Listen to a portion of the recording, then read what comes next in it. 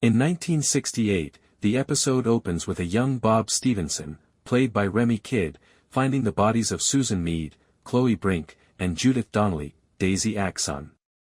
In the present, Carol Donnelly, Julie Forsythe, picks up Bob Stevenson, Ian Mune. In another scene, Brett Colby QC, Sam Neill, and Nina DeStasio, Kalia Firelli, pay Alan Chaplin, William Zappa, a visit.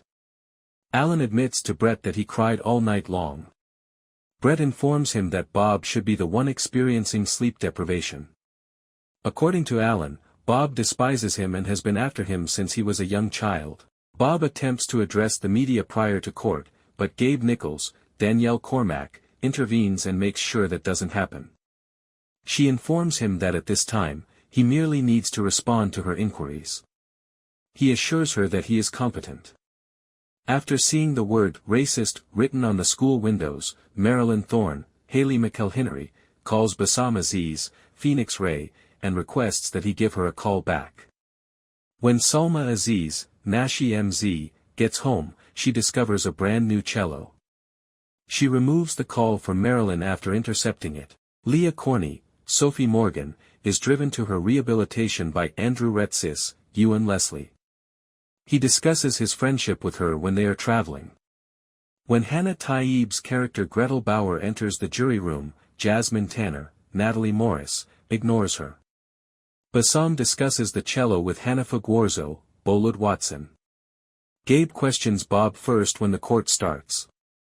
When did he first meet Amanda Taylor, Erin Jean Norville, she asks. He explains to her that Amanda came to see him in July 2021 in order to get a DNA test to confirm that the semen sample that was discovered on Susan belonged to her father.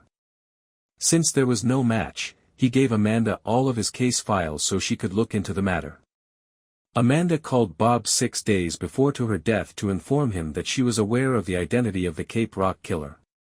Alan declined to provide his DNA evidence, which was all she needed.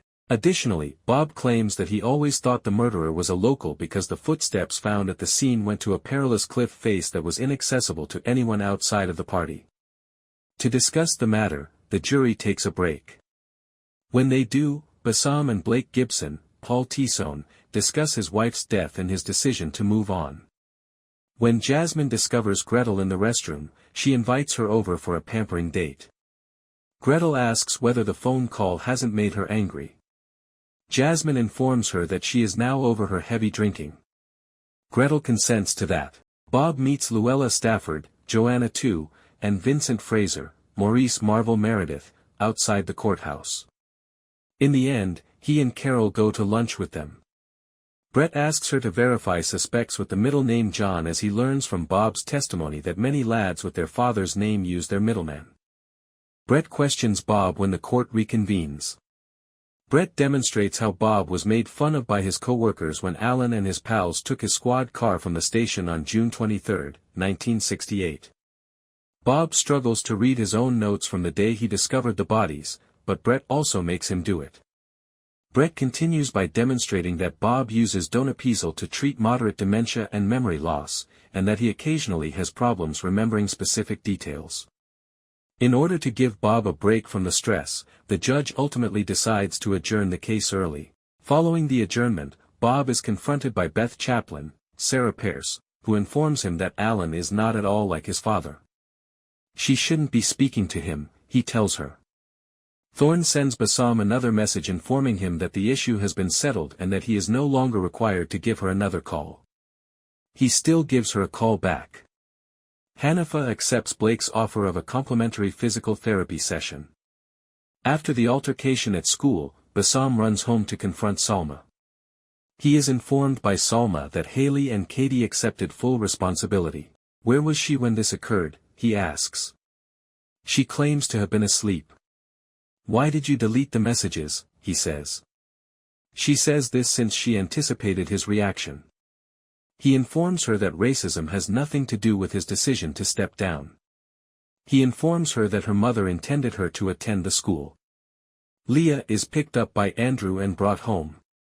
She informs him that she spoke to her mom, and she agreed she can take her tomorrow. He claims it's not a problem and that he doesn't care. He continues by saying that they can both benefit if she creates a playlist for the ride. Even though she assures him it's a bargain, she will still feel a little bad. Later, when Andrew gets home, he tells Tegan Kasich, Sophie Ross, that he has the hardware needed to hang her picture. She questions him about serving on a jury. He informs her that although he will be a little late, he is considering accepting Blake's offer of the free training sessions. Jasmine and Gretel indulge themselves while playing F***, getting married, and killing. Gretel queries how she persuades others to simply tell her stuff. According to Jasmine, individuals enjoy talking about themselves. Gretel asserts that it goes beyond that. According to Jasmine, she simply speaks what is on her mind.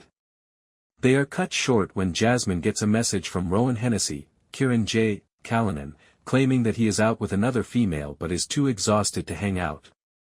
There is a flashback of a threesome with Rowan and Jasmine after Gretel tells Jasmine to screw him. Gretel leaves quickly and goes home. Brett and Xavier Colby, Marlon Williams, share a meal and a glass of wine. When Brett warned him that they would starve if they didn't catch a fish during the camping trip, Xavier asks him if he remembered that.